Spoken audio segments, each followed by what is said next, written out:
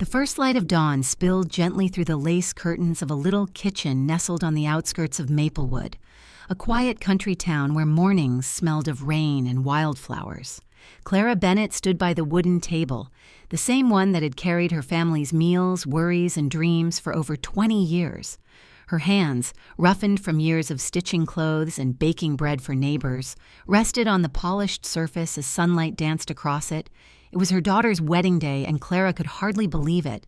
Her only child, Lily, the bright, laughing girl she had raised alone after her husband's sudden death, was marrying Aaron Whitfield, son of the wealthiest family in Maplewood. The Whitfields owned half the farmland in town and a grand estate on the hill that could fit Clara's whole cottage twice over. Today, that hill would host a wedding that seemed plucked straight from a fairy tale. Clara smoothed the skirt of her lavender dress, simple, hand-sewn, and neatly pressed. It wasn't expensive, but every stitch held a story. Nights spent mending, saving, and praying that Lily would have a better life. When Lily appeared at the top of the stairs, Clara forgot to breathe. Her daughter glowed, her white gown shimmering like moonlight, her face radiant with joy. "Mom," Lily said, smiling shyly, "do I look all right?" Clara's throat tightened. "You look beautiful, sweetheart, just like your father would have wanted to see you." Lily's eyes softened. "Don't cry, Mom, or I'll start too." But Clara couldn't help it. She took her daughter's hands. "I just want you to be happy, Lily. That's all I've ever wanted." "I am," Lily said with conviction. "Aaron is everything I ever dreamed of." Clara smiled, though her chest ached. Aaron was charming, polite, and confident, but something about his eyes always felt hollow. And his mother, Eleanor Whitfield, carried an air of superiority that made Clara feel small whenever she entered the room. Still, she told herself, love conquers all. The Whitfield estate sparkled under the morning sun. White roses lined the aisle. Golden ribbons swayed in the breeze. The ceremony was nothing short of grand violins played, and the townspeople whispered in awe. When the priest asked if anyone objected, Clara's heart skipped a beat, not from doubt, but from something she couldn't name, a whisper of unease. But then she saw Lily's radiant face, and the thought dissolved. After the vows, the applause rolled like thunder, and the new couple walked hand in hand, smiling at a world that seemed theirs for the taking. The reception followed tables draped in linen, chandeliers glinting under the tent. Clara sat quietly at a corner table, feeling both proud and out of place. Then Aaron rose for his speech. Champagne in hand, he smiled that polished, perfect smile. "I'd like to thank everyone for being here," he began smoothly, "and of course my beautiful wife, Lily, and her mother, who despite her humble background, truly did her best." A ripple of laughter spread through the crowd, polite but sharp. Clara froze. The words sliced through her like broken glass. Lily's smile faltered, her eyes wide with embarrassment. Aaron chuckled, pretending it was a harmless joke, but the damage was done. Clara forced a small smile, her heart pounding, her pride trembling but unbroken. She wouldn't ruin her daughter's day. When the music started again, she quietly slipped outside. The cool countryside air hit Clara's face, carrying the scent of roses and rain. She sat on a bench near the edge of the garden, her tears finally free. "Low class," she whispered bitterly. "After everything." Every meal skipped, every night spent stitching by candlelight, every prayer whispered for Lily's future reduced to a joke. But as the tears fell, something hardened within her.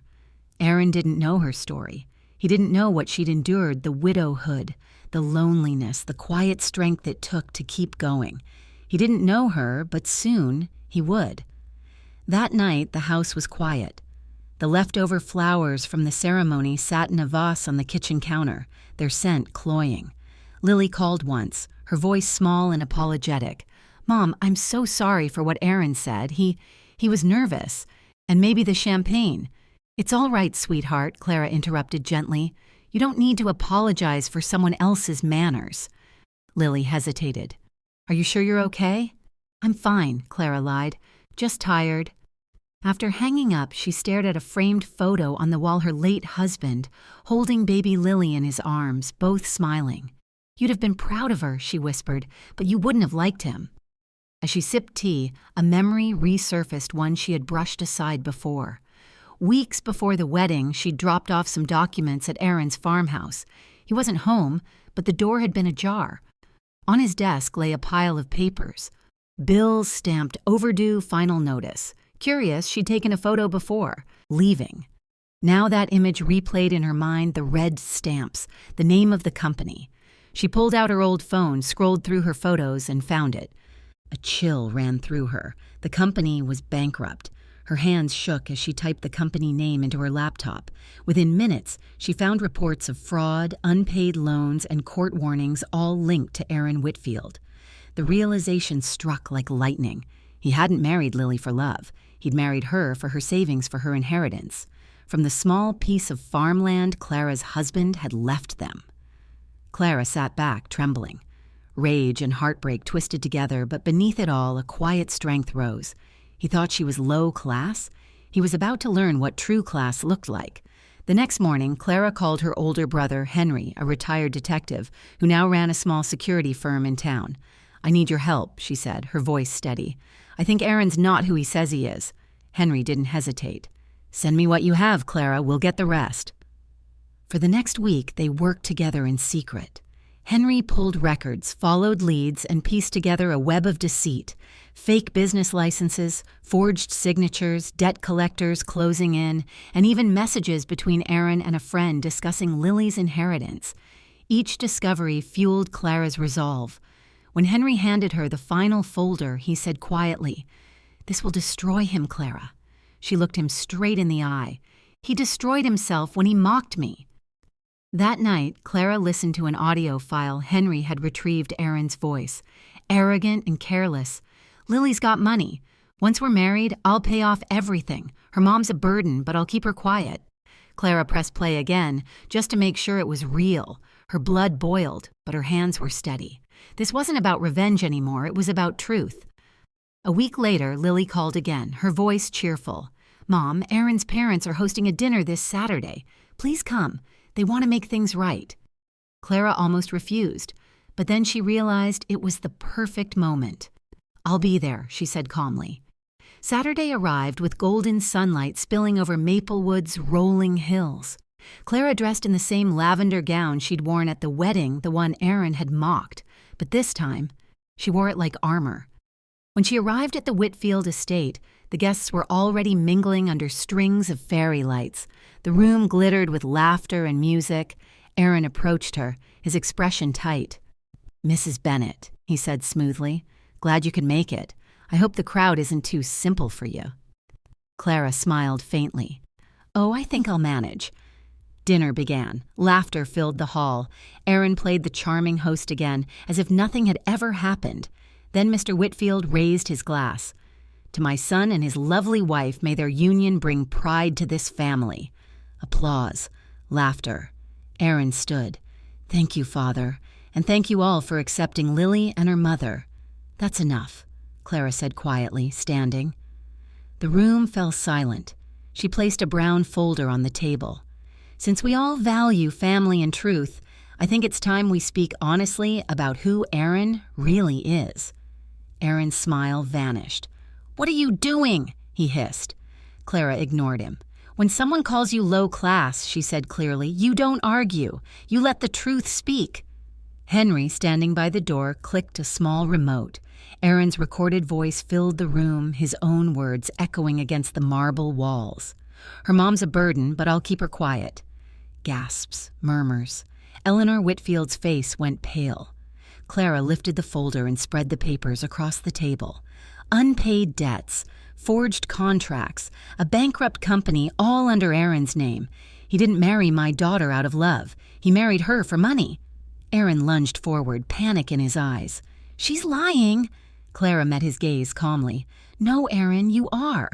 Lily stood slowly, tears brimming. "Aaron, tell me this isn't true." "Sweetheart," he stammered, "your mother's jealous." "Jealous?" Clara cut in softly. "Of what? Your debts?" The guests whispered.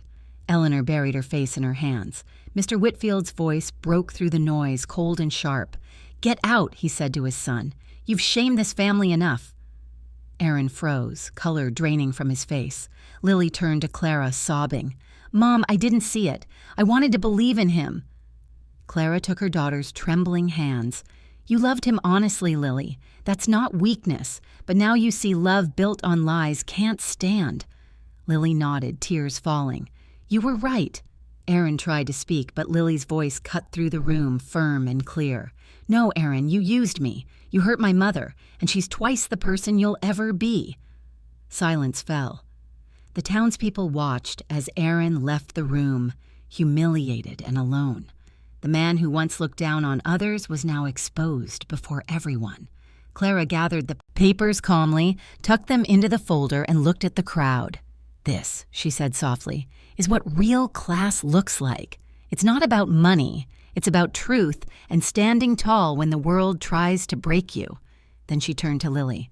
"Come on, sweetheart. Let's go home." They stepped outside into the cool night, the sound of crickets filling the air. The stars shone bright above the quiet fields. Lily leaned on her mother's shoulder. "I'm sorry, Mom, for everything. You didn't deserve any of this." Clara brushed a strand of hair from her daughter's face. "You don't have to be sorry, my love. You needed to see the truth for yourself. That's how we grow." They stood there for a long moment, looking out over the countryside, the land that held their past and now their freedom. Lily sighed. "You know, you're the strongest woman I know." Clara smiled faintly. "No, sweetheart. I just learned that dignity is the one thing no one can take from you, not even those who think they're above you." As they walked down the hill together, the lights of the Whitfield estate fading behind them, Clara felt a calm she hadn't known in years. She had entered that mansion humiliated, but left it victorious. Because true class, she realized, isn't in the clothes you wear or the company you keep. It's in how you carry yourself when everything else falls apart. And that night, under the endless country sky, Clara Bennett didn't just reclaim her pride, she reclaimed her peace.